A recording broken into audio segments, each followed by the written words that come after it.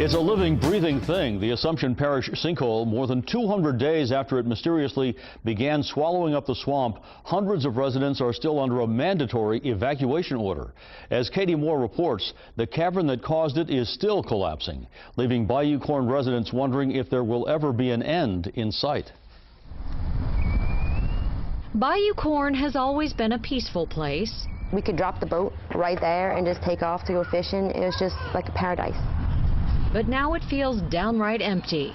Jamie Weber is gone. A sign on her old home says it's thanks to Texas brine.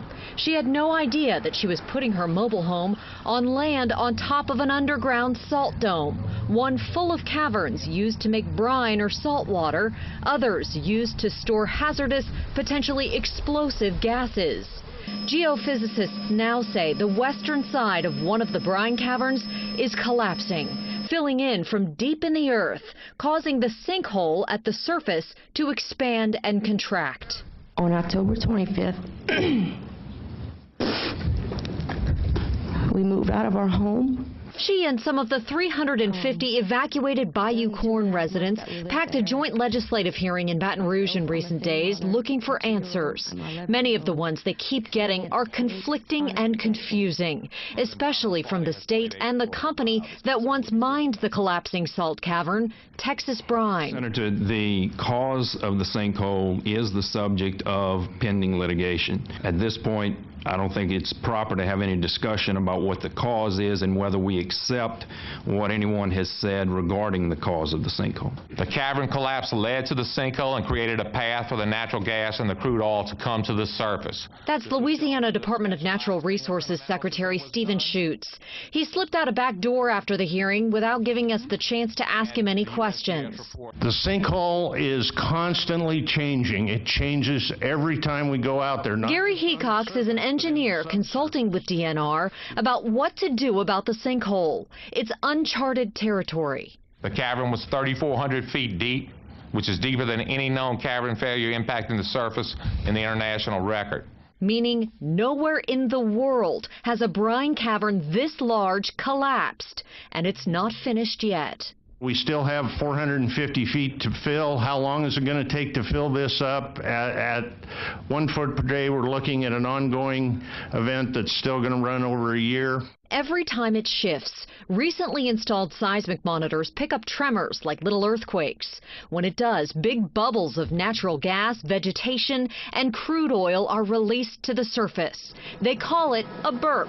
It appears that the sand and gravel that's in the bottom of the sinkhole breaks up a large gas bubble into many small bubbles, just like an aquarium, and that is a good thing, because if you get a single bubble up and have an ignition source, you can have a flashover. An explosion. Instead, those little bubbles are coming out all around the actual sinkhole site, with 20 new sites spotted in the last month. 9 months after the bubble sites first surfaced, Texas Brine started installing vent wells to alleviate the pressure underground. You can see some of them burning in 15 places around Bayou. We continue to install relief wells as fast as we can, and we'll keep doing so as long as they continue to be effective. The problems in Bayou aren't just ones you can see, but what you can't see. Take these guide wires, for example. During a recent rain, bubbles started coming up from around them. That's when residents knew the problems weren't just far off in the bayou. A house acts like a tent, and so if it's migrating up through the soil and it's being caught in the house, it's building up concentrations in the house. And then if it reaches explosive level, then one little spark in the house would set it off. Nick Romero now has 5 DEQ monitors installed in his house to measure natural gas and other chemicals. We have had our grandkids, and now we can't.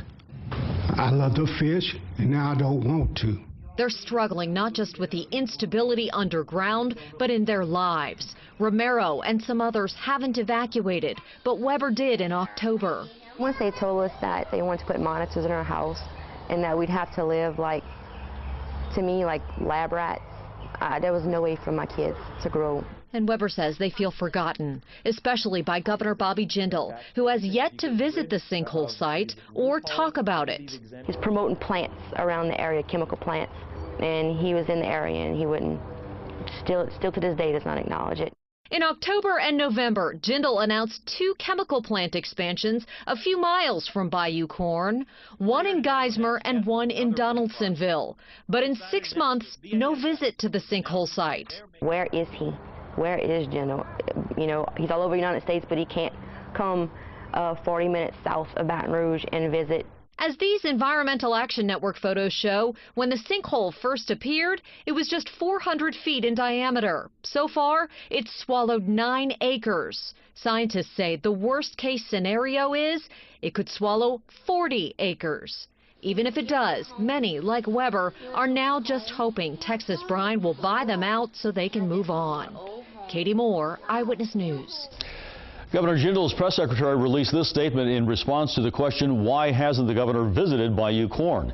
He said, quote, "We receive regular updates on the situation. Through my orders, agencies have deployed an abundance of resources to the sinkhole area. We ordered GOSEP, Louisiana State Police, DNR, DEQ, and DOTD to Bayou Corn to provide constant oversight, work with parish officials to resolve the situation, and hold Texas Brine accountable for the problems caused by its failed cavern."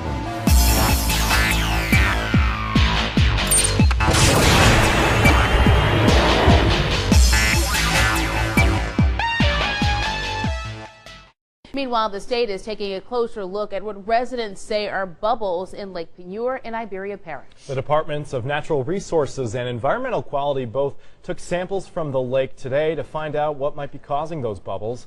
Last night, public officials, residents, and other groups spoke out against AGL Resources, which wants to expand natural gas storage below salt caverns under the lake. Residents fear it could be another disaster waiting to happen like the current sinkhole out in Assumption Parish. And residents near Lake Penieur are already on edge since a 1980 accident involving an oil drilling rig. A miscalculation sent the rigs drilled directly into the salt mine instead of under the lake. And the whirlpool that was created swamped several acres of land and was so strong it even swallowed barges from a nearby canal. But fast forward to today, this is AGL's second attempt to get permits, and KTC's Allison Bourne-Vanek spoke to concerned residents who want AGL's permit denied. Despite the rain, the investigation into bubbles on Lake Penieur went on Wednesday. We have unknown bubbling. It's definite. There's no two ways about it. Nara Crawley is president of Save Lake Penieur. She's worried bubbles indicate she's against a proposed expansion of an underground natural gas storage facility. They should deny this permit. We should have the environmental impact statement we've always asked for, because that's all we've ever asked for, and stop this project. If we get a big sinkhole, what's going to happen? You know, we don't know. The previous accident in 1980 took in 115 acres of land. What's this one going to do? DNR says that its investigation into the bubbles is not related to AGL's permit process, but what they find out could have an effect. We want to get to the bottom of it, too, to discover whether this is something that, requires some action, or is something that is, might end up being harmless, might end up being something that needs to be acted upon. In New Iberia, I'm Allison Bourne-Vanek for KTC TV3. AGL maintains the company is committed to safely expanding the project, which has already been operating for more than 15 years. The company will find out in the next 15 days if coastal management approves its permit for dredging.